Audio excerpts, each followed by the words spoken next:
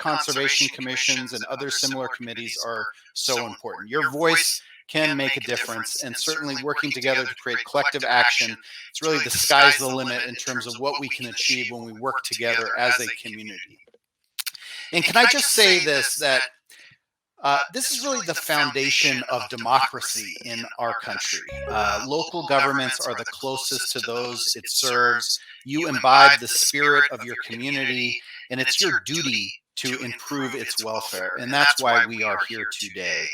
So the good news is that it's not just good for the environment. I mean, much about what we'll talk about in this panel is good for saving money, for creating jobs, and driving economic development right here in our local communities.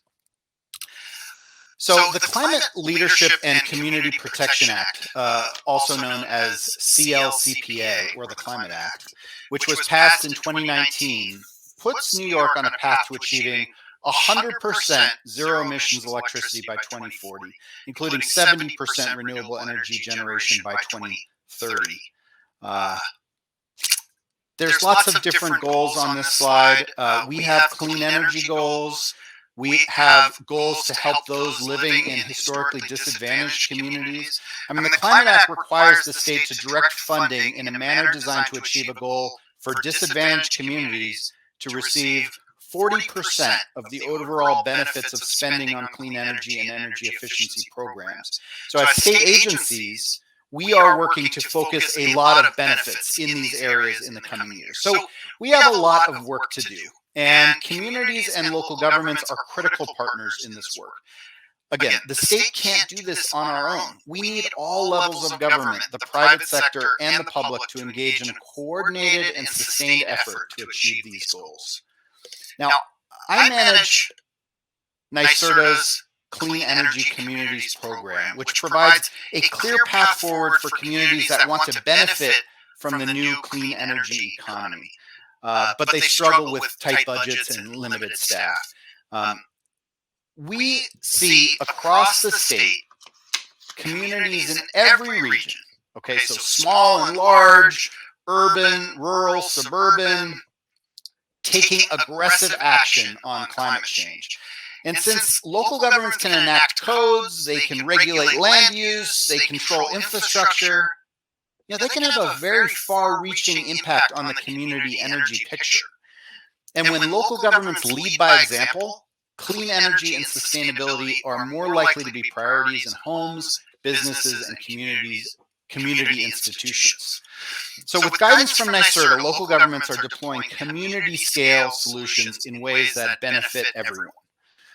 Now, these activities are contributing directly to help meet the state's clean energy goals. And to date, it's actually not 641. It's 669 communities have completed more than 2,300 high-impact actions. That was actually updated in the last week. I mean, just to give you a sense as to the level of participation in this program, we jumped from 641 to 669 communities participating in the program in just the last week. So there's an intense amount of interest. Today, nearly 18 million New Yorkers, over 90% of the state's population, live in communities that are taking action through the Clean Energy Communities program. Actions that save energy, grow the economy, and move our society away from fossil fuels. All right, there's a total of 368 designated clean energy communities. And this is really a testament to the hard work and dedication of Conservation Commission members, elected officials, municipal staff, and volunteers across the state. Literally thousands of people are involved in these efforts. And Clean Energy Communities helps by providing grants and free technical assistance from a statewide network of coordinators, providing clear guidance on a path forward for what communities can do. It's helping to unlock the full potential of the high-impact actions that we promote through the program.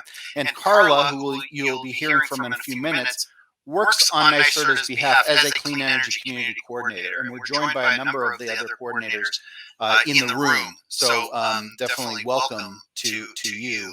They are a resource that you can take advantage of. Let's see. So These are the high impact actions that communities can take to become a designated clean energy community and to earn grants and recognition through the program.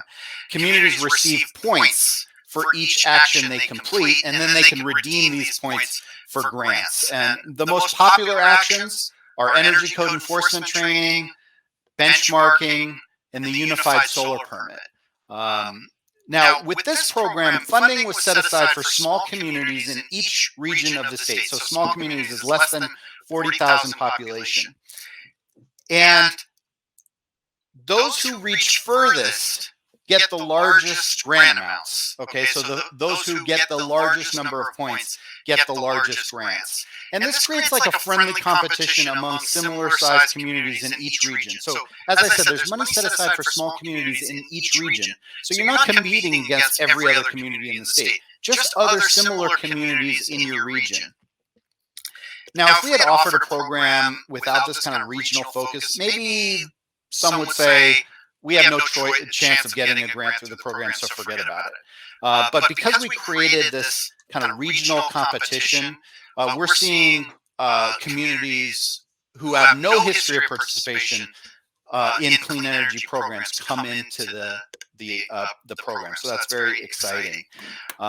It's really an attainable program for communities, and over half of the communities in our program have no prior history of participation in clean energy programs. So it's pretty important.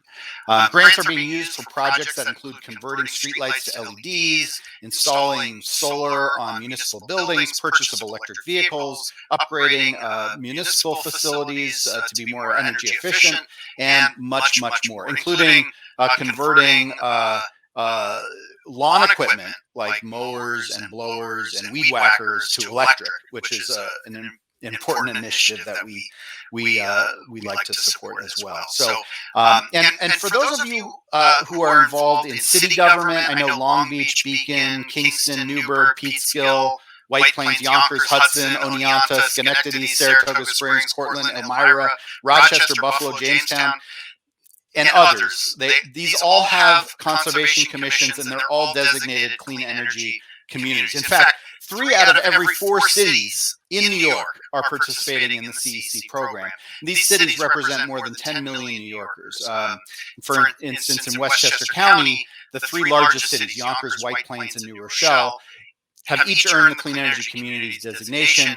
The city of Yonkers converted all its streetlights to LED.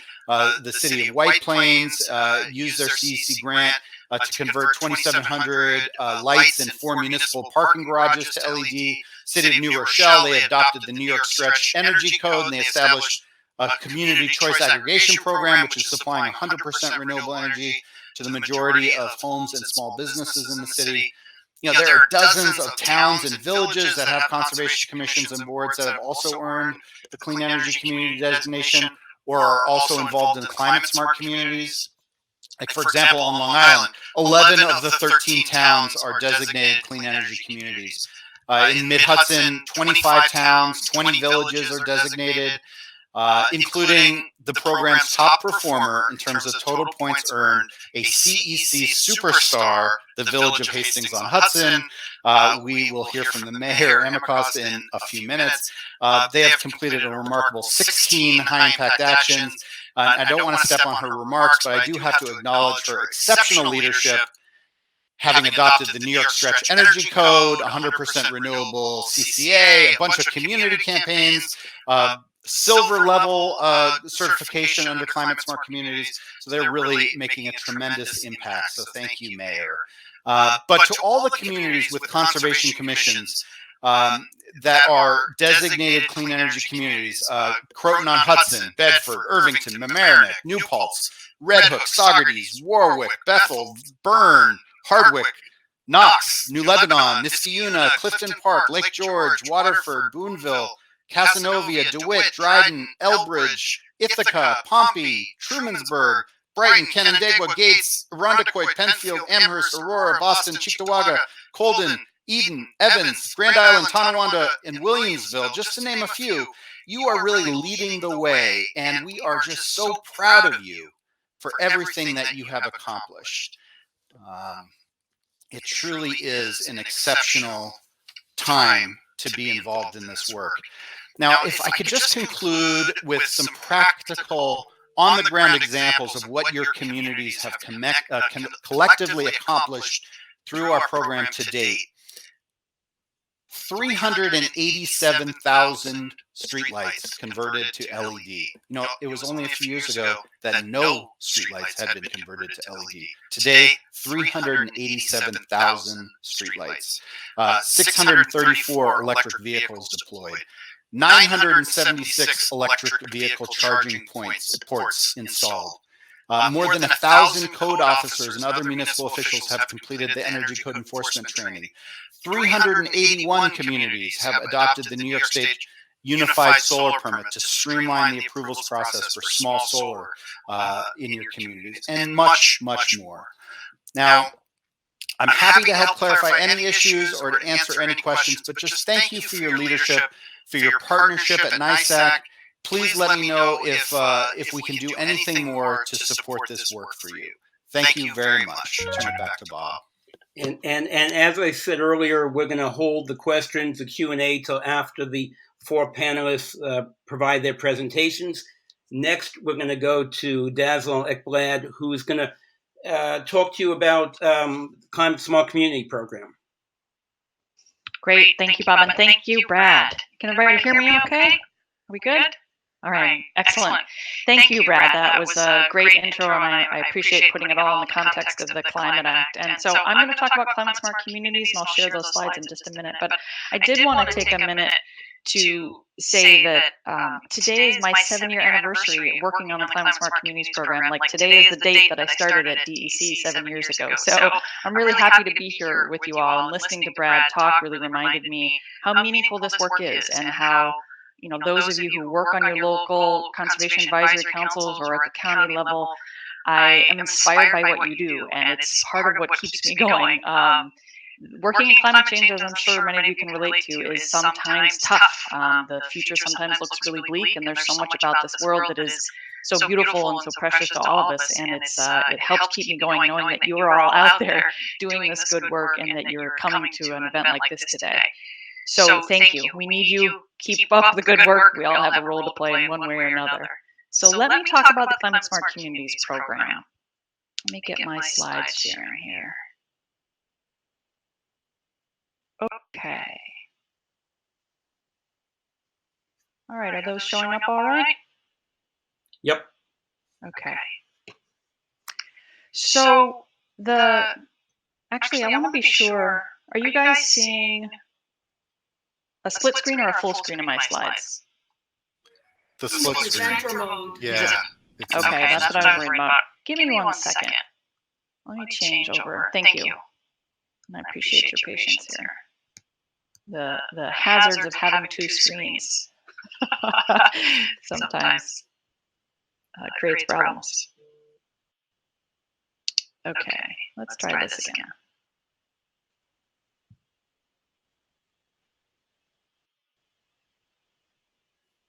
How is that? Is that better? That's full. Is it full screen now? I'm sorry, I can't see your guys' video, so somebody's going to have to let me know, please. Okay, thank you very much. Thanks, Carla. All right, thank you for your patience. So one thing that I wanted to start with is just a quick reminder of the relationship between clean energy communities and climate smart communities.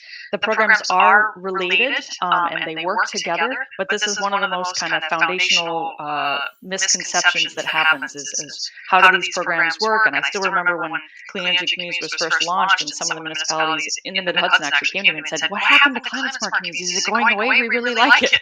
So I feel like this is an important place to start, is to remember that in New York State, we have an abundance of resources to help communities and help local governments think about climate change, take action on climate change, reduce greenhouse gas emissions, and also think about the adaptation side of climate change. But it sometimes can be confusing about these two programs. So both Climate Smart certification and Clean Energy Communities are focused on local government leadership. And as Brad said, clean energy communities, if you look at the kind of center circle in this diagram, clean energy communities often appeals to a broader swath of municipalities because it really has some very direct cost-saving energy actions at the core of it. But there's a kind of wider spread actions too, but it's clear that clean energy communities, as implied by the name, is really focused on energy, whereas the Climate Smart Communities program is broader. It's a more of a comprehensive climate adaptation program that includes many actions and support and guidance and grants for adaptation, for helping your communities be better protected from extreme weather like extreme heat and flooding and things like that. So Climate Smart Community certification is also has many more actions. There's over 100 actions. So there's each municipality on its way to becoming certified can chart its own way. There's some common actions that every certified Climate Smart community has to do, but there's every municipality's pathway there is pretty unique.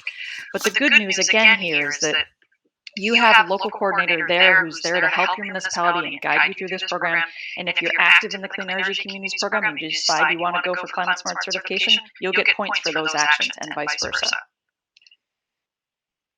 So here's the 10 pledge elements of the Climate Smart Communities program. So this is kind of the backbone, the 10 sort of principles that structure the program.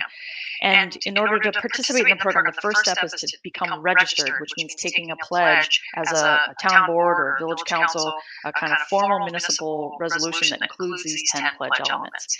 And as you can see here, this is another way of seeing how the Climate Smart Communities program is broad. And I know today's focus is on energy, and I highlighted those pledge elements that are focused on energy. And you will see it once you dig into this program, if you're interested later, and I'm afraid I don't have time today to kind of dig into some of the details, but as an introductory level piece of info, know that most of Pledge Element 3 actions that Pledge Elements focus on decreasing energy use, those are mostly municipal operations type actions, improving the energy efficiency of your wastewater treatment plant, for example. There's a whole set of guidance and recommendations there for how to improve the energy efficiency, mainly of government operations, which is a great place to start. That's where you can demonstrate leadership and kind of see the benefits of implementing these kinds of actions. Excuse me. But again, as you can see, the program includes a bunch of other activities that are more focused on building resilience to climate change and even public education and engagement type activities. So let me talk specifically just a little bit about the certification program. So the umbrella of Climate Smart Communities includes a lot of different initiatives, and I'll talk about the grants as well, but the Climate Smart Communities certification program is one that is probably the most interagency aspect of this program. We have a team of people from Department of Health, Department of Transportation, Department of State, a whole set of agency staff that help administer this program, that help review applications, and that help kind of guide its direction. So it's got a very interagency focus to it, and NYSERDA plays a major role. Brad is the chair of our energy work group under the Climate Smart Communities umbrella, but it really is becoming a certified Climate Smart community that will get you credit under NYSERDA's Clean Energy Communities program. So like the other parts of Climate Smart, the certification program is organized by those 10 pledge elements. There's a minimum kind of 120 points for the bronze level, and then 300 for silver. So there's a big jump between bronze and silver. So those 8 communities that we currently have that are silver level certified communities are very advanced and have done a lot of great work to document their activities. And the other thing to be aware of is there are these 100, 130 or so actions that are part of the certification program, and most likely that includes a lot of actions that your municipality has already done in the past and maybe already doing on a regular basis. The idea with the certification program is it's leadership recognition for those municipalities that are going above and beyond, that aren't just complying with the basic laws, but it's a way to acknowledge the leadership of different communities. But there are actions on there that are fairly common and that your community can get some certification points for. And so the idea is to not just do the actions and know that they have value unto themselves, but also get some recognition for those actions. And in my conversations with municipalities, that's one of the pieces they often struggle with is they do a lot of good work, but they don't have a way to advertise it. They don't have a way to kind of tell the world and tell their community, even their immediate residents, the good work that they're doing. So certification can play an important role in that. And the actions under the program are pretty varied, like I mentioned before, not only in terms of there's a focus on energy, on materials management, on adaptation, but also in terms of you can get points for actions that are just plans, completing a plan or doing an outreach and education event. And so it's more than just those kind of hard infrastructure improvements that might reduce greenhouse gas emissions. And the nice thing about the certification program is if your municipality just has other priorities and isn't interested in assembling the documentation, which can be a lot that it takes to get certified, the action descriptions themselves are just valuable because they provide guidance, recommendations, examples to follow that can be really useful in doing this work. So again, I don't have time today to kind of show you the whole Climate Smart Communities portal website, but I wanted to offer this slide just as a reference point, and you will have a copy of these slides. I think that in fact they may already be available on some of the platforms that are here on this conference. But I wanted to just point out a couple of different pages because it's a big website that has a lot of really good information on it. So on the participating communities page, you can go to that page and look at the certification reports for every single community, all 80 communities that have been certified. And you can see a report that lists every single action they completed, how many points they earned, and look at the actual documentation. So it's a publicly available place to learn about the good work that your peers are doing. There's also a page called Getting Started, which is a great kind of, I almost think of it as a home page for municipalities who are working on this because it has kind of step-by-step and enables you to kind of keep track of where you are in the process. And if you're at the very beginning, that's also the page where you would find the model resolution for passing the Climate Smart Communities Pledge.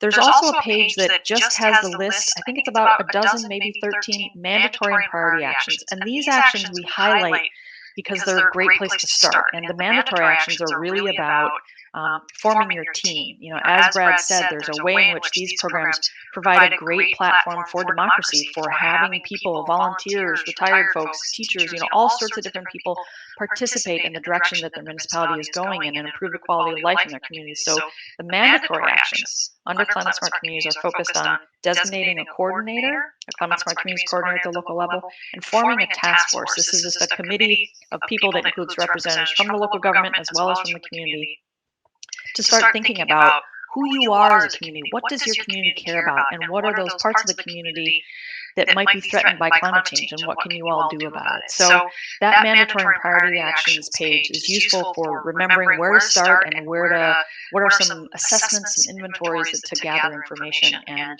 have your decision making really be informed about what actions you take. And again, I've talked about this kind of long list of different certification actions. That actions page is really important. And there is a specific kind of PDF document at the top of that page that is the exact list of the certification actions under Climate Smart matched with the NYSERDA Clean Energy Communities actions that kind of, we call it the crosswalk. It basically kind of links the equivalent actions in one program and the another so you can sort of see directly how the two programs are aligned. And also, once you are signed up, once you are registered Climate Smart Community and you set up an account, you as a municipality have your own dashboard that which was the place where you would add people who are on the Climate Smart Communities Task Force to participate in the certification process, help build your application, upload the documentation for each of the actions. And the other thing to keep in mind about this program is it does have a certain timeline to it, and that application cycle page has all the deadlines. There are 3 review periods every single year where we review the applications that come in from municipalities and see if they've achieved the requirements. I'm also excited to say that on our support page of the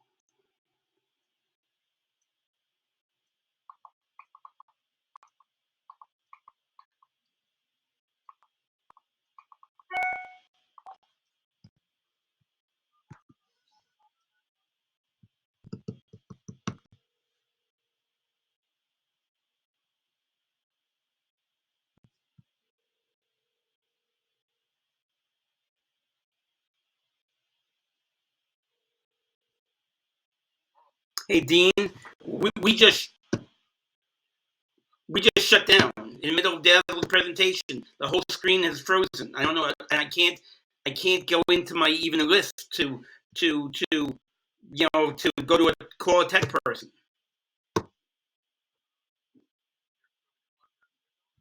No, the window's open, but everything's frozen. No pictures are there. It says pending, and I keep getting a message saying paid. Okay, so okay, bye. Maybe it's an exit page, so I'm gonna close the tab. Okay, something wrong with this display. Reload. Okay. Maybe this happens to me. Okay, there goes my recording. Okay.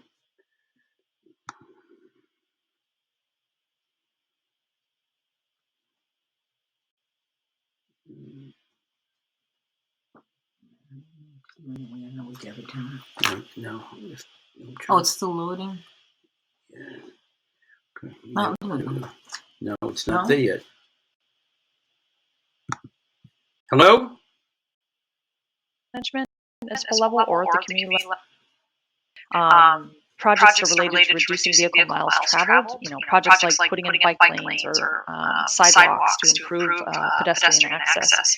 And also we fund a lot of projects that are related to food scraps and improving organics management. So this is a yearly program generally. So the round that we're working on now, the awards will probably be announced in December, and then most likely we would open another round in May. So keep an eye out for those announcements. Okay, that's it for me. Here's a couple contact info emails for if you want to ask more questions about this program. But again, you'll have access to these slides for later. So thank you very much for your attention. Thank you so much, Dazzle. Now we're going to turn to Mayor Armacost, who will tell us how Hastings-on-Hudson accomplished becoming a silver certified climate smart community, and also the leading point community with regard to clean energy. So, Mayor Armacost.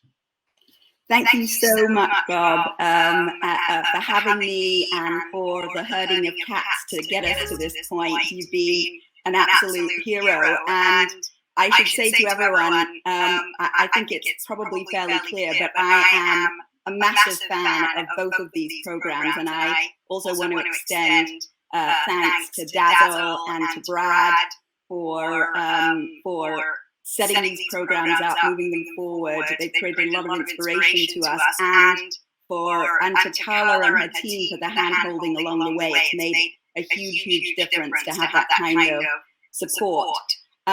So as Bob said earlier, my job is to tell you a little bit about how we got to this point, and to maybe provide a little bit of advice to help others move forward and sort of get you on your way in the coming year. Just for those of you who don't know Hastings, we are a relatively small municipality. We have 8,500 people as per the last census. We're on the banks of the Hudson River, about 20 miles north of Manhattan. I tell everyone we're the center of the universe, which some other mayors might dispute, but it's a very lovely bucolic village on the side of the Hudson, and we have a lot of volunteers who care very much about sustainability and have been doing that work for many years, going back before I joined the community.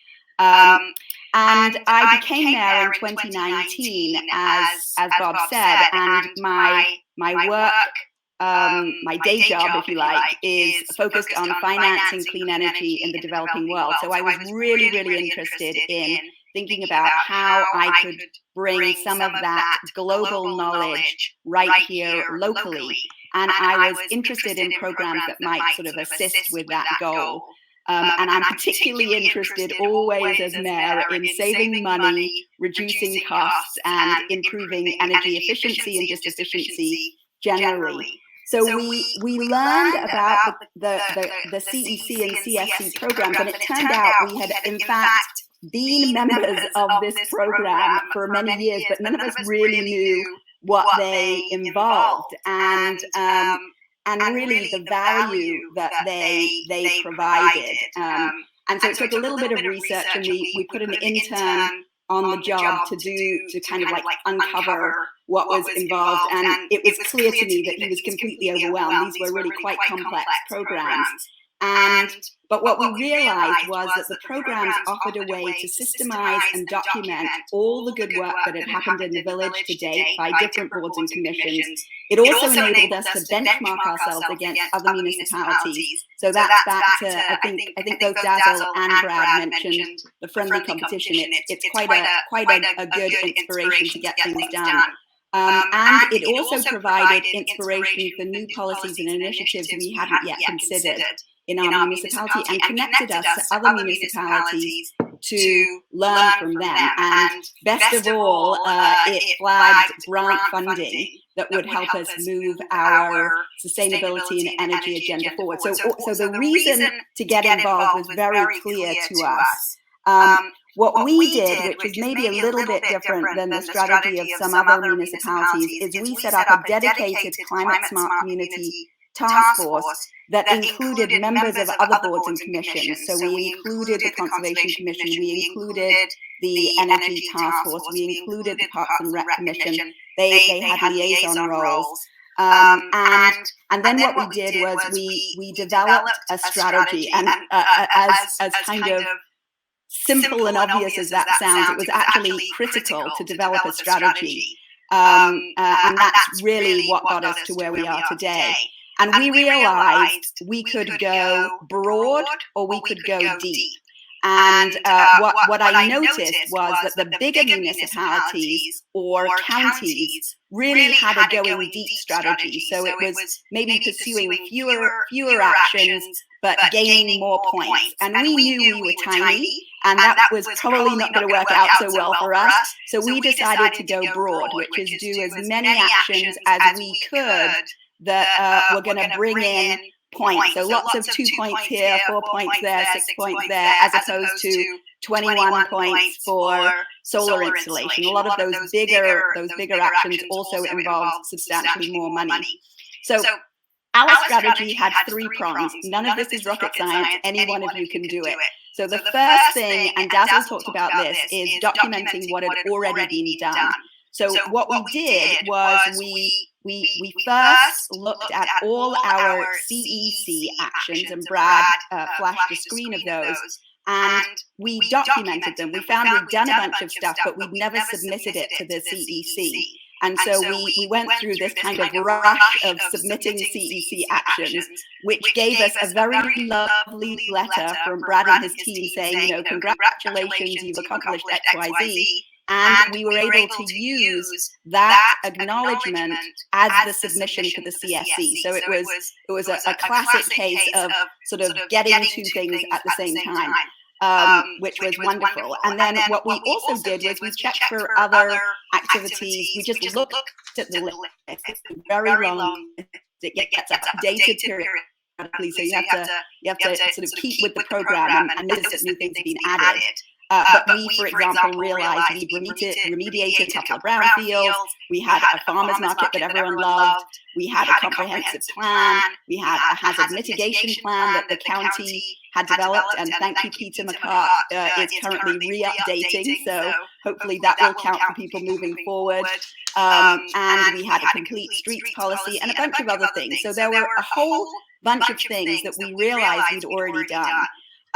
In parallel, what we did was we decided to pursue some new actions. So we looked again at CEC actions that were going to give us points under that program because they counted for both programs. But what we did was we prioritized by looking at things that we thought were relatively uncontroversial and easy to accomplish without too much effort from volunteers or staff, and that could be done in a relatively short period of time.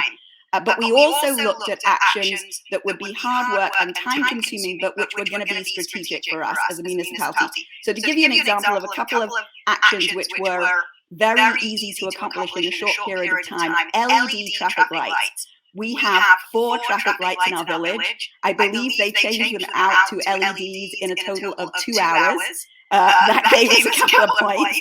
So there are actions like that that are really easy to do, very quick. Another one which was very easy to sign up for was for the EPA Water Sense program, a Water Smart Community Water Sense program. The obligations under that are really providing information to the community. So there are a bunch of things that are relatively easy to do. There are some policies that are just uncontroversial. Everyone loves shade trees. Just pass a shade tree, a shade policy to encourage people and to create, to kind of counteract the heat island effect in the municipality. More controversial or sort of strategic actions might be something like New York Stretch. We actually were the second municipality to pass that in New York State. So it wasn't, in fact, at that time a CFC action. It became one subsequently. But that one was one which we felt was really strategic for our municipality. It was going to move us on our greenhouse gas reduction agenda quicker. Also, the CCA was an action. We had done that earlier. But those are very strategic actions for a municipality. And of course, doing the basic requirements like finding a climate smart communities, creating a task force and having a coordinator. The other thing that we did, and again, this is very basic, is setting ambitious goals. So we set our task force up in September 2019, and I told everyone the goal was to get bronze status in January. And in January, once we were told, or I guess in March, maybe Dazzle, who told us that we had achieved bronze, I said, okay, fine, we're going to do silver by June. And to do that, we had to delegate. So we needed to get, my idea was we were going to infiltrate every board and committee with this goal of addressing climate change. So everyone was involved. It wasn't just the Climate Smart Communities Task Force. It was the Conservation Commission. It was the Parks and Rec Commission. It was all these other commissions. And in the beginning, people thought I was out of my mind. There's no way we can do it in such a short period of time. But then, and there were some people who thought, okay, this is cool, this is ambitious. So we had the people who thought I was bonkers, the people who thought it was great. And by the time it looked like we could actually achieve silver, everyone was super excited and got on board. And everyone had a role. So we had a very effective delegation strategy. So just a few closing thoughts. Looking back, there are some things I wish we had done differently that you kind of only know in retrospect, which will hopefully help all of you. First, be very clear about the mandatory and priority actions for each stage. You need to make sure you understand what the rules are around that and do them. Dazzle is very lovely, but she's super hardcore, so you can't sort of mess about with the rules. Build in buffer points.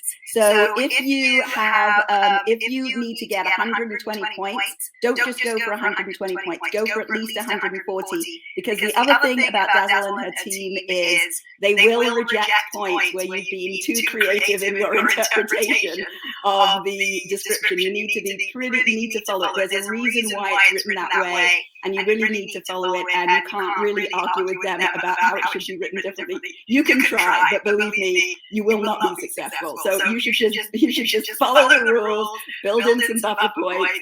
The other thing that we did was we did what I call tiered submissions, meaning that we submitted something in January, a few things got rejected. We submitted again in April, a few things got rejected, but we knew where we stood.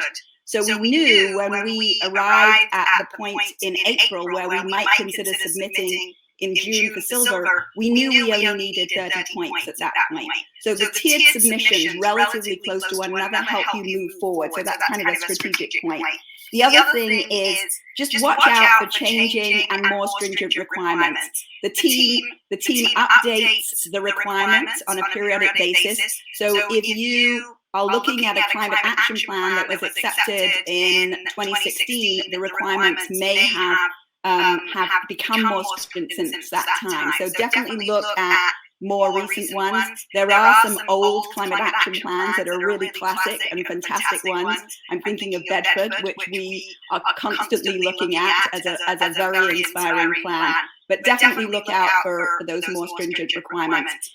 And then the final point is really do some actions early on. There are some actions where if you do them early on, it will help you with other actions. And the one that I'm thinking about in particular is the Climate Resiliency Planning Report, where it's a kind of an analysis of all of your other plans and actions to sort of tell you where to really kind of provide a gap analysis. And I really wish I'd done that in the very beginning. We just did that recently when we re-upped for more points. And that one would have been a really good one, because I would have understood plans that even though I'd been mayor for 2 years and trustee for 10 years, I wasn't even aware we had some of those documents. So it's quite a really, really useful thing. So just in closing, the main challenges for the municipalities that I've spoken to is not having set a goal, having a problem in strategically choosing new actions, not really delegating roles and responsibilities, and not really kind of building in extra buffer actions. All of those are really easily solvable. And the good news from my perspective is, whether you know it or not, you probably have achieved bronze already. You just need to document it and sort of work it out. So I want to just, in closing, thank all of our volunteers. They've been amazing. Our Conservation Commission, our Parks and Rec Commission, our village manager. It really took a village to get to this point, and everyone played a really important role. So I hope this was helpful. Please feel free to reach out if anyone wants specific advice or have ideas. Maybe we can answer some of those in the Q&A section. Thank you. Thank you so much, Mayor Armacost, in providing guidance in how to navigate the climate smart and clean energy programs. And now we'll move to our fourth panelist, Carla Castillo, who is going to share with us with regard to the various communities that she has worked with to create certification, how those other communities have obtained certification, and what we all need to do. Carla? Thank you. First, I wanted to make sure that everyone was seeing a slide that says municipal energy efficiency.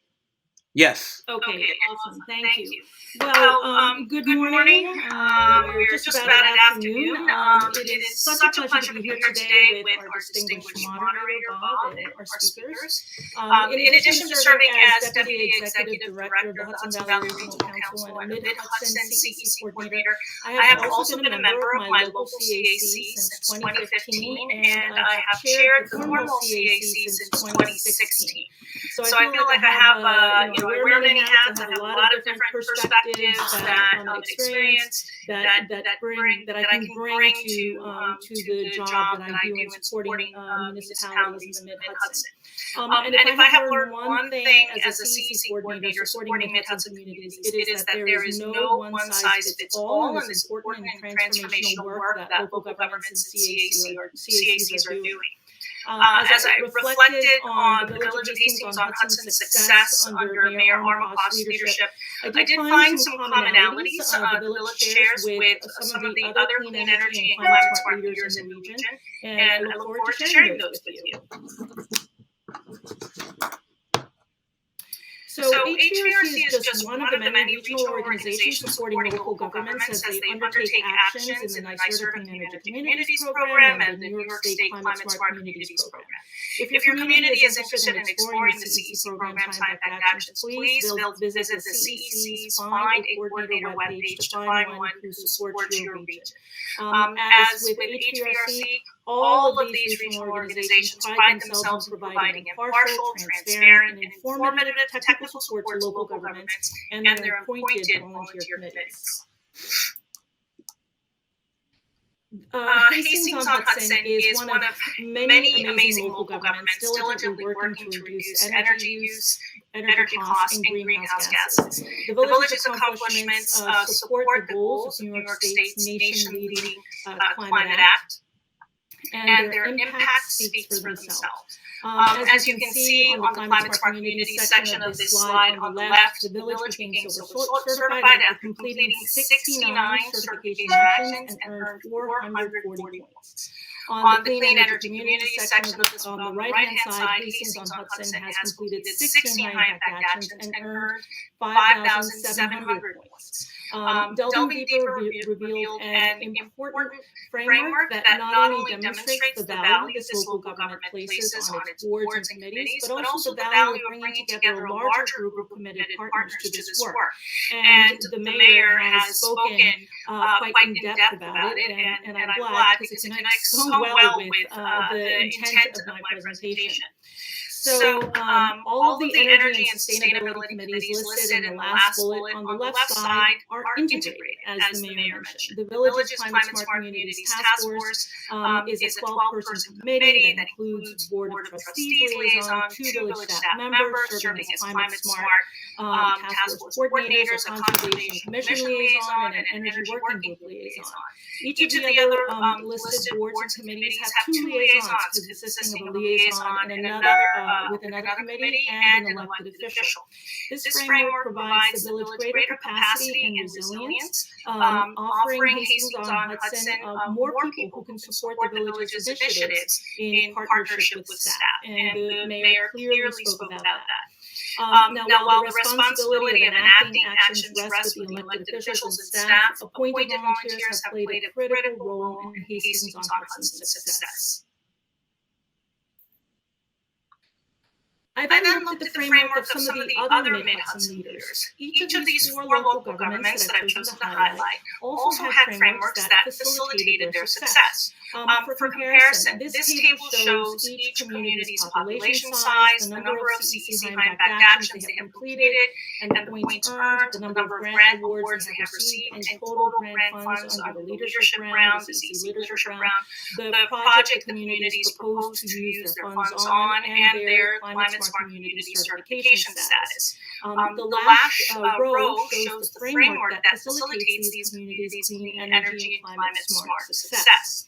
For example, the City of Kingston's Climate Smart Kingston Commission has 2 designated staff, county staff representation, state legislative representation, a common council liaison, and 4 staff from other departments in addition to appointed members. Kingston also is fortunate to have a full-time sustainability coordinator, Julie Noble, who chairs the commission, and who is also supported by staff on her team.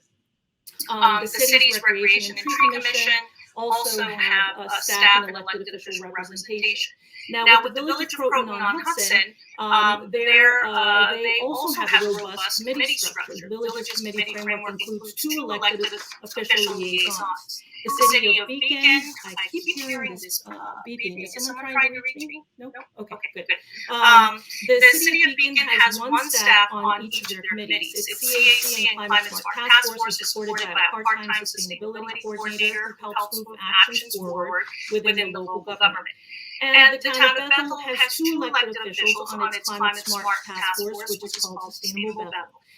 Sustainable Bethel credits its ability to move forward with most, if not all, of their recommendations to this cohesive framework that we see across all of these different leaders in these 2 programs. But I want to make sure that people, the rest of the CAC and Environment Committee members who are on here with us today, that they don't feel like this is a format that they absolutely need to follow, because one size does not fit all. And this is, of course, an integrated framework in these other communities, and it involves a strong and respectful partnership between elected officials, staff, and appointed volunteers, but it is not the only approach to success. There are many communities in the state where the CEC program and the CEC Climate Smart Communities program success lies entirely with the municipal staff and elected officials.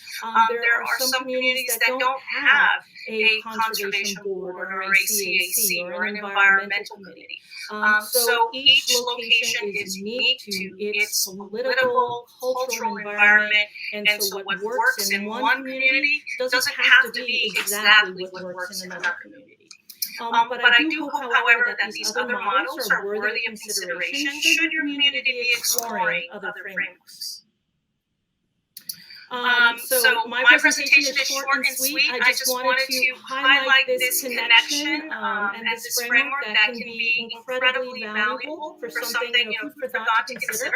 I want to thank you so much for your time. It's an honor and a pleasure to be here with these panelists. And before passing the baton back to our fearless moderator for Q&A, I highly recommend viewing the morning welcome as County Executive Latimer and Assemblyman Otis gave wonderful remarks. And in fact, Assemblyman Otis really highlighted some of the questions that we as CAC members should think about in terms of how we want to move these environmental and climate goals forward in our community. Thank you so much.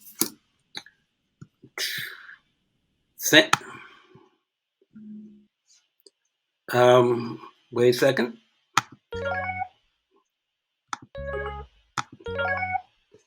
Thank you so much, Carla, and thank you for all of the speakers so far. Before we go to Q&A, though, I would be remiss in not giving a shout out to Westchester County and to Peter McCart, because Westchester County, the Board of Legislators, just declared a climate crisis emergency declaration, and so. We all know that we have a climate crisis, but Westchester County now passed a climate crisis emergency declaration, and so a shout out to Westchester County. Having said that, we will now move to Q&A.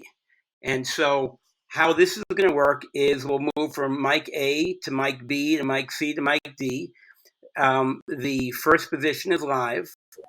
And so I see on mic A we have someone on position 1, so you can ask your question. Thank you. And thank you for the shout out there, Bob. Oh, it's Peter. Yeah, that was great. I appreciate it. That came out of our office, and I don't know if there are any Board of Legislators on here, but they've really been taking credit for it, and I don't really appreciate it. No, I'm just kidding. It's all good. We did it together, and it went through, obviously, we created the Climate Crisis Task Force a while back, about 3 years ago, and so this is just really cementing and bringing it home. But thank you very much. My question is to Brad and Dazzle. The barriers? I know there's a bunch of county people. I just been walking around. County people here. There used to be barriers for counties to get grants. Get grants and fulfill some of the requirements for the certification. Are those weakening? Are those lessening? And I kind of know the answer, but I really want everybody else to know as well.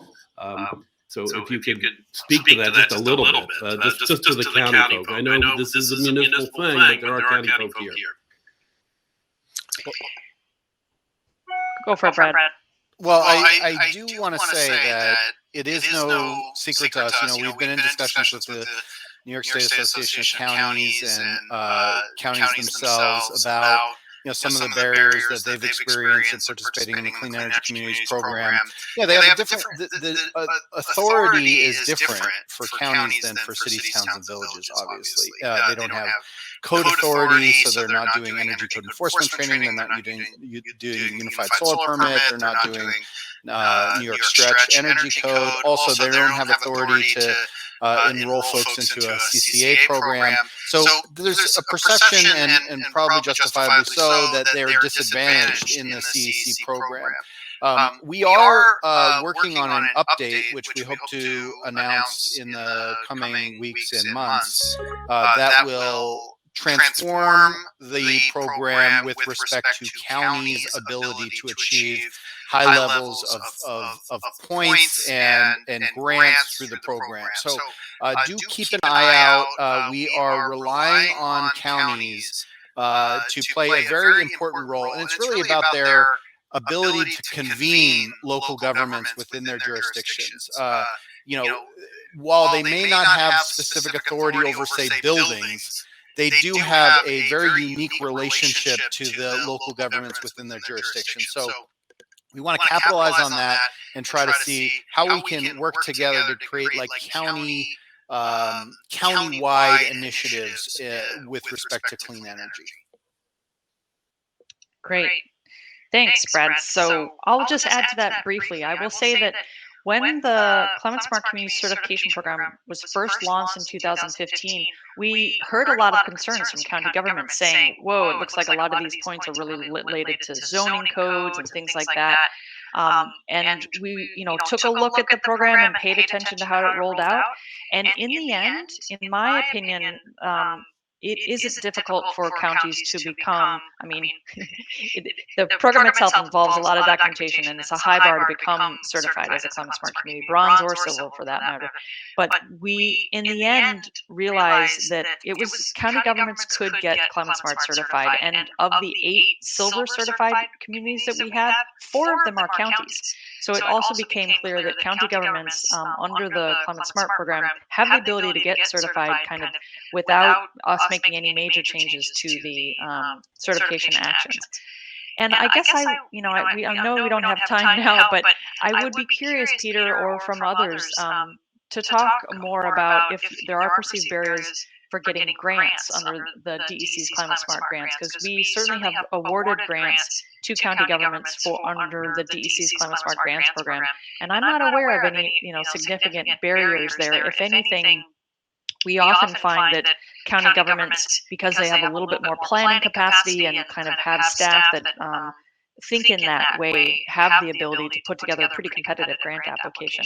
But I think we do want, in general, to understand the needs of county governments and support their role in kind of being a convener. As Brad said, I think that the reality is in New York State, we have about 1,600 local governments. We have lots of little towns, little villages, and having 62 counties is kind of important and more manageable. And I think the county governments play a key role in possibly offering planning support or being able to kind of think more on a regional level, think more on a watershed level, and kind of help municipalities work together to kind of solve some of these challenges that absolutely cross those political boundaries. So I think county governments really do play a key role, and we aim to support them. I know Erie County, for example, has several Climate Smart grants with us, so they may be a good resource too if anybody's looking to talk to a county government that has lots of experience with our grants program.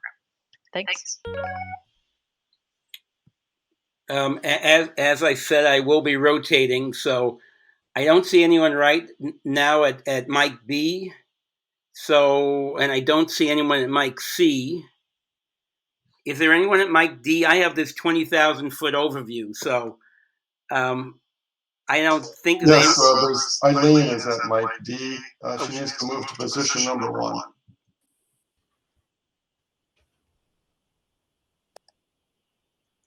Eileen, you still have to step 1 further. You're on 2 now.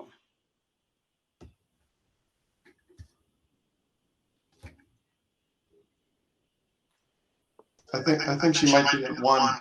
Well, Eileen, if you speak, well, if the panelists hear you, they'll respond. You need to unmute yourself. Or maybe I can unmute you. Hi, there you go. Can you hear me? Yes.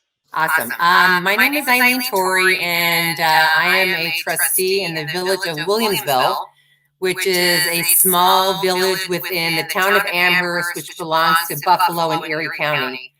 But I'm most impressed with what I've learned today, and I've only been a trustee for a year, but have been on our environmental committee for many years. And thanks for clarifying the importance of the CEC. We are presently at the bronze level, and I want to thank Mayor Armacost for detailing how she got to the silver level. That was awesome. I also have a sister who actually lives in Hastings, and I have a sister who lives in Dobbs Ferry. So we share our ideas and our communications, but she was definitely most helpful. And my next goal is definitely to reach the silver level. We're getting there because we're just having a solar panels put on our DPW building within the next 6 months.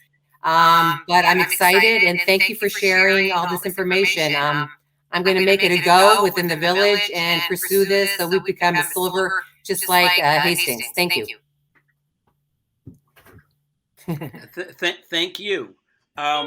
Next, that was a thumbs up, Eileen. Thank you. Counted. Let us know if we can help. Okay. I'd love to meet you someday. Thank you. Sure, please reach out. So thank you. Now we'll go back to Mike A, and the person standing at mic 1.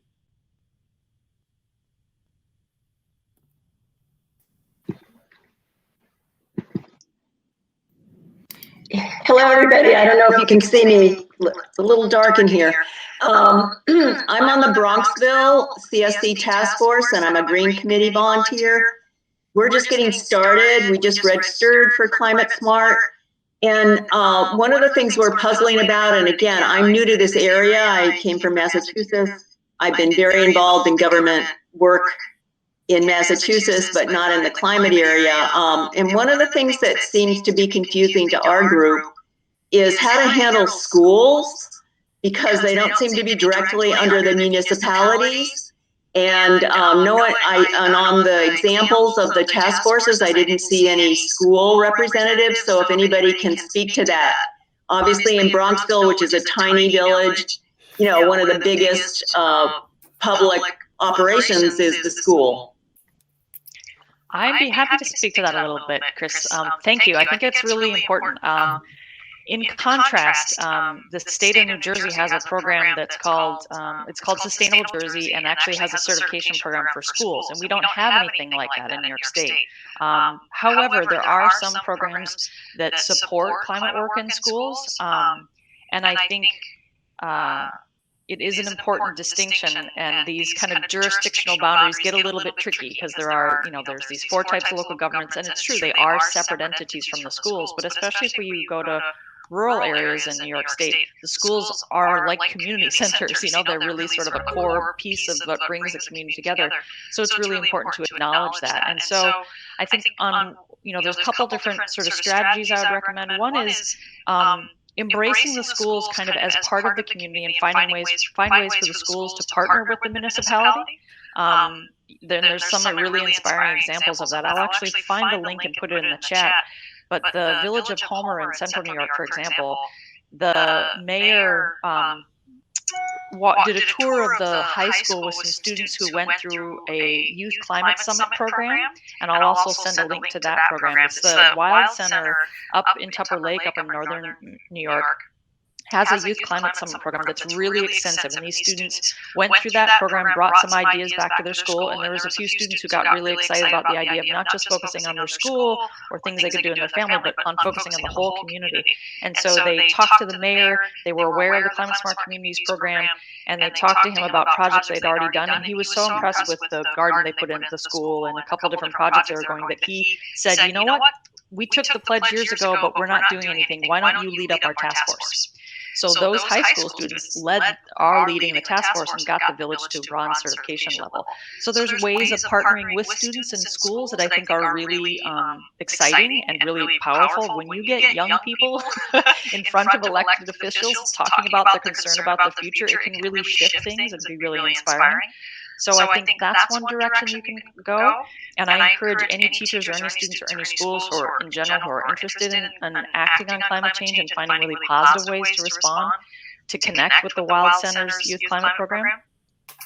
The other potential is that NYPA, the New York State Power Authority, and Brad may have more information on this, but at one point they had what they called a program that was K through solar, K to solar, and they offer some support for schools putting solar on their buildings. And I do believe NYSERDA has some schools-focused programs that were recently announced as well, so I'll invite Brad to speak to those.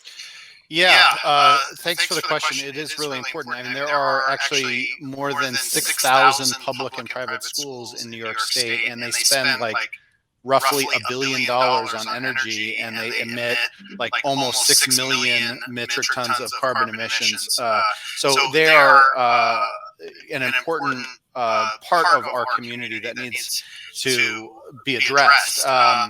We have a current, at NYSERDA, we have a P through 12 schools initiative where it's really focused on helping schools lower energy use and utility bills. I will put a link to this in the chat. But there's actually a new program that was recently announced by Governor Hochul, new $59 million program coming in the spring of 2022. It's called the Clean Green Schools Initiative, and it will benefit more than 500 public and private schools in disadvantaged communities with clean energy and energy efficiency solutions that offer funding for services that can help schools evaluate, plan for, and facilitate energy reduction projects, clean energy projects, indoor air quality projects, as well as other kinds of initiatives. So thanks for your question. So I trying to look, and I think that was Mike A. So I think next is Mike B. And I think we have someone there. Yes, it's just me, and I just wanted to. Can you hear me?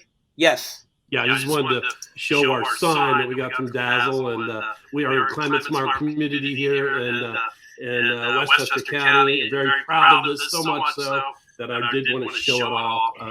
And it's a beautiful sign. I mean, it's really well made, and I just we're in it. We're working towards our silver, working on our CEC. So I just wanted to thank Dazzle specifically. That's great, Peter. Thank you. Yeah, and I will say as a side note, it's been tough over the last, it's getting close to sort of 2 years now when we've been constrained in our ability to kind of do public events, and we've, it's always kind of breaks my heart that we're just putting the signs in the mail, but we want to get them in the hands of these new certified communities. But we hope in the future we'll have more gatherings where we can come together in person and celebrate the accomplishment of all this. Yeah, we really missed that press event. That was a bummer. But we're thinking we're going to have another one. So actually, when we put the sign up, we're going to put it up at Kinsico Dam. We have a big plaza there. We're going to put it there. And so we'll do something around that then, and maybe some people from DEC can come down. At least Carla. My best friend, Carla. Thanks, Peter. Thank you. And I agree. It's a beautiful sign. I see that. Well, I thought I saw Bob. Yep. Attendee Bob, possibly having a question, but I don't see it now. So does anyone, Yep. well, let me ask you. Bob's Can you hear me? there. Bob's there. Go ahead, Bob. Oh, hi. Hi, thanks so much. Appreciate it. Fabulous presentations from everybody. Nikki, love to see what you're doing in Hastings.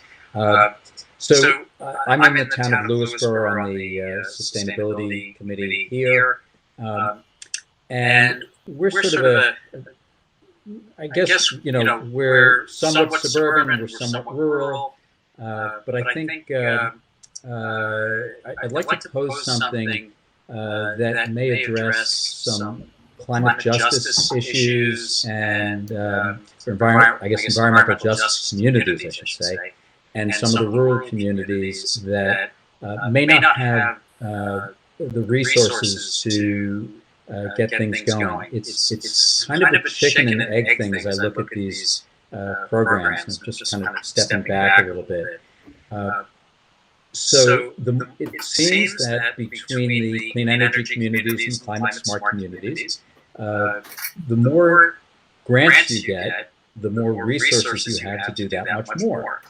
But I think there are a number of communities around the state, whether for whatever their priorities need to be, have difficulty getting staff or maybe some consulting help to get these programs started. And I'm wondering if there's any thought, either at the DEC or NYSERDA, to providing some sort of kickstart funding to communities so that they can get some staff, full-time, part-time, consulting, etc., to get these things going so that they can do that much more. Just, leave it at that and just put that thought out there.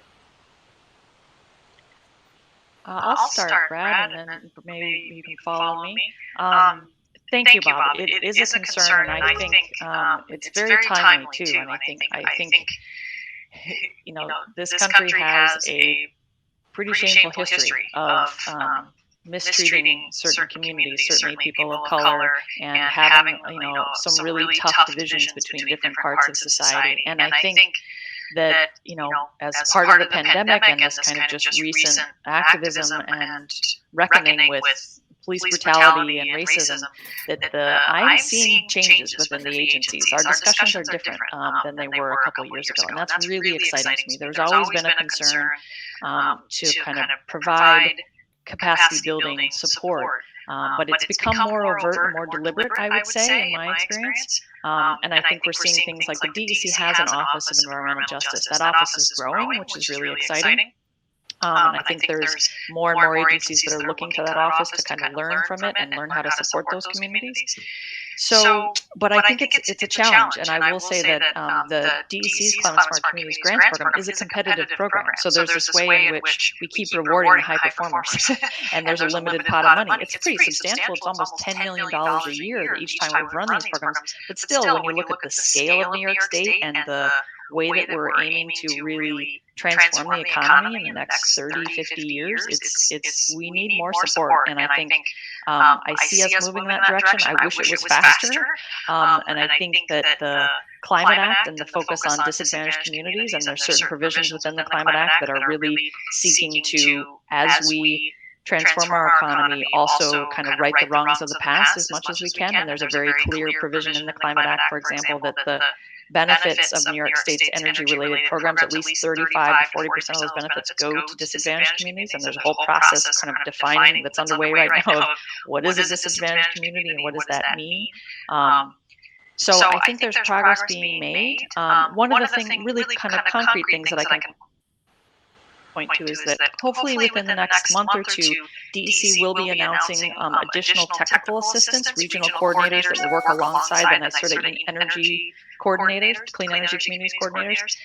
And so I think that kind of technical assistance is really helpful because it's free, it's available to any community for it, and it's a way of kind of helping those communities learn, for example, grant writing skills and be able to compete more effectively for those monies. And we're trying to work in more ways for communities to participate in our funding programs that struggle with grant writing and with just providing the information that's needed and navigating what can be really tough, old computer systems, old software that's often hard to navigate.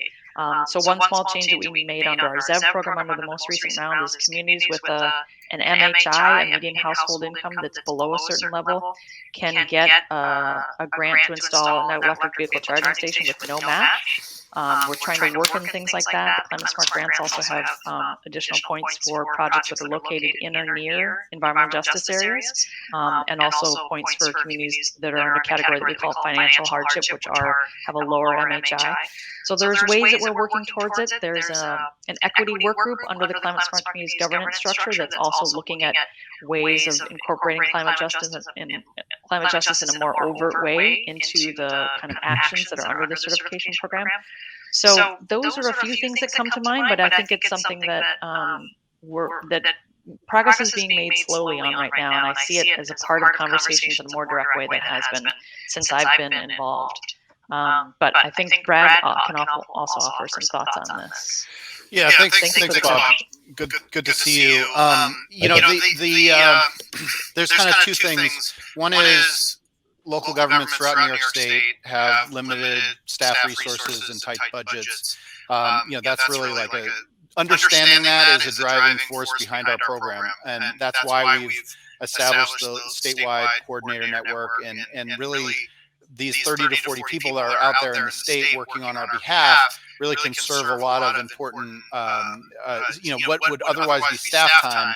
They can help provide support, but also tools and resources, things like RFP templates or template legislation. Instead of having to come up with this stuff from scratch, we can usually connect you with the templates to make that process go a lot quicker. So that's an important point.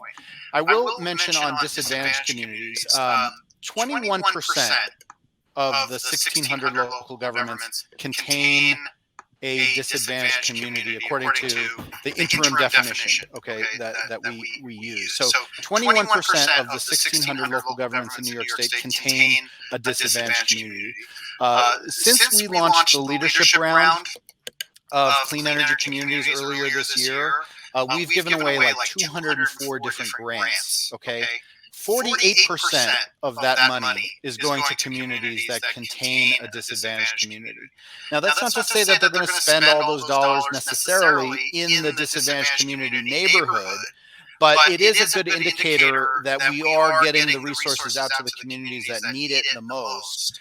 And we do have incentive grants, bonus grants as in our program. If you use your money in the disadvantaged community neighborhood, we give you $10,000 extra. So we also focus a lot of targeted outreach at communities that contain disadvantaged communities. We have things like community solar campaigns that could do solar for all, which are really disadvantaged community focused, LMI focused. So there's a lot of ways in which we're trying to do sort of be more responsive to the needs that you've brought up. Certainly much more work to do. But it is something that we are more focused on than ever. So thank you for your question. Sure. Applaud the answers, and I thank you both for shedding some light on where both these agencies and authority are going in the state. It's very, very helpful. Just and I don't want to dominate the mic here, but just a quick viewpoint of what we have here in Westchester County. It's a pretty clear divide. We see communities, that have lots of money getting lots more in grants, and then we see some of the urban areas, for example, more diverse areas by population not getting going on these programs. And so I'm very pleased to hear that this is on the on the screen in front of you, and that you're addressing this. Thanks. Bob, can I just add one point for I guess moderator Bob to answer participant Bob? Just for you to know, Bob, we actually only started getting grants after we got to bronze status. So we got to bronze purely by documenting stuff. We actually were fairly rubbish at getting grants up until that point. And then we started to realize there was a strategy and that we could put things together in a way that was going to get us grants. But if you want to have a sort of offline conversation about the sort of high drama days before we got our act together on grants, I'm really happy to have that conversation with you. Sure. Obviously, we're not a disadvantaged community, so we have a set of advantages, but that didn't mean we were doing things in a smart way, before we kind of understood. There's a process that makes it easier to win the grants, so to speak, that you sort of learn over time. Right. And Nikki, I appreciate that. And we became a bronze community right before the pandemic. And one of the reasons I thought we would become a bronze community is because I thought that would open up the grant channels. But again, it's not that the grants aren't available. It's just that with the pandemic, it seems like everything kind of slowed down from what the community would do. But I will take you up on that, and I'd love to understand exactly how the grant process works, because it would be great if communities have someone on staff who is a grant person who understands the process. And one thing I want to say is that Dazzle really does, and Brad, both of their teams, send us information about grants all the time. So none of us can say they're not telling us. They are telling us. It's just that it's like you're in a Byzantine court and you go in through the first door and you end up in the swimming pool. You know what I mean? You sort of navigating it is not that simple. And so we almost need a course on how to, I could probably now tell you what I wish I had done, 2 years ago, but at 2 years ago, I couldn't have told you the way to go. So it's, some of it is sort of in retrospect. When you've arrived at a certain point, you realize how to do it. But I'm super happy to at least tell you what we did. And the other thing was we have a great grant writer who is not a member of staff, but who is somebody we hire for specific grants. But you have to do that strategically. And then there were just some low-hanging fruit grants none of us knew about, like the ZEV grants. As soon as I learned about the ZEV grants, believe me, I was applying every 5 minutes to them. And we sort of, slight exaggeration, but we started to rack up some, those are not grants so much as rebates. So you have to have bought the EV to get the ZEV rebate. But, I think it's a great conversation because there's a lot to learn there for all of us. Yeah, Nikki, I think the great thing about Hastings-on-Hudson is that the leadership is coming from the top down, as opposed to banging on the door of town officials who have, obviously, some have the same priorities, but not all do. So it's great that your board and you are so green, and so obviously it helps, your conservation board and sustainability committees. And I think it would be great if all communities, and obviously this goes into the budget of what communities have, if they had someone on staff who was excellent in grant writing, and also if they had some director of sustainability. Like I think Julie Noble is up in Kingston, where there's a position, it's not just the conservation board or the energy action committee knocking on the door.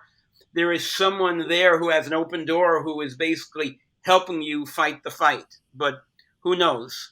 But yes, I think I will definitely take you up on that. And it's not just just seeing what you've done. What Hastings-on-Hudson have, and when I see, for example, there's someone from Hastings on the NIAC planning committee, and you see the energy, and you see, from that person how green Hastings is. So yes, you are the star, the shining example on the hill.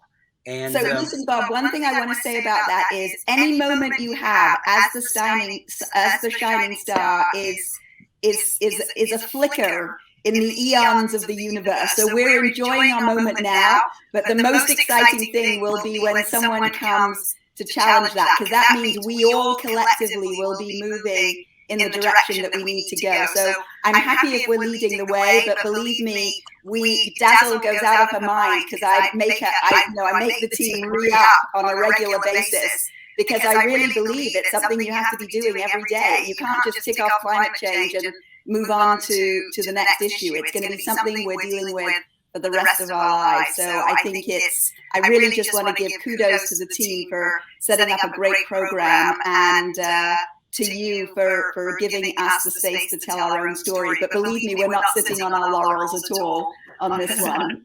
And I 100% agree with you. Are there any other people in the audience who have questions for the panel? There is another question. Eileen, is that might be Bob. Okay, Eileen? No, I don't have a question. Oh, okay. Thank you. All right.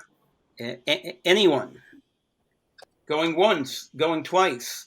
Okay, so first of all, I told you at the outset that this was going to be a very impressive panel, and that you were in for a real treat.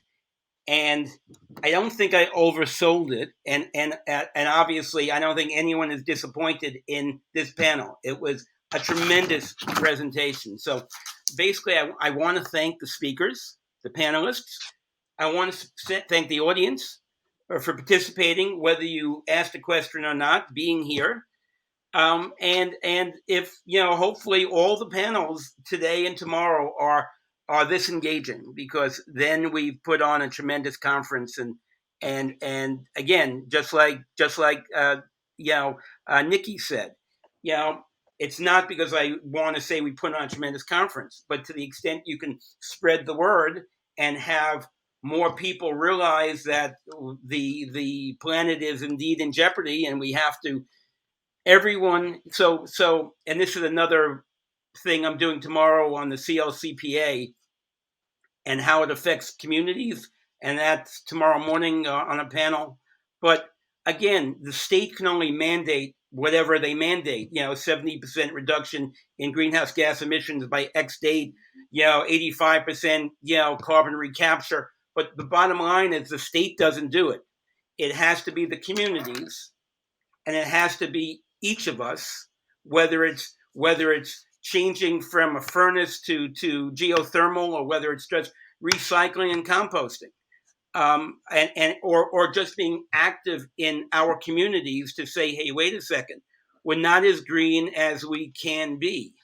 And I think, to the extent that people hear this panel and are engaged by it and want to go back to their town and say, let's do something, I think then it's all worthwhile. So thank you, panelists, and thank you, attendees, for a tremendous hour and change discussion.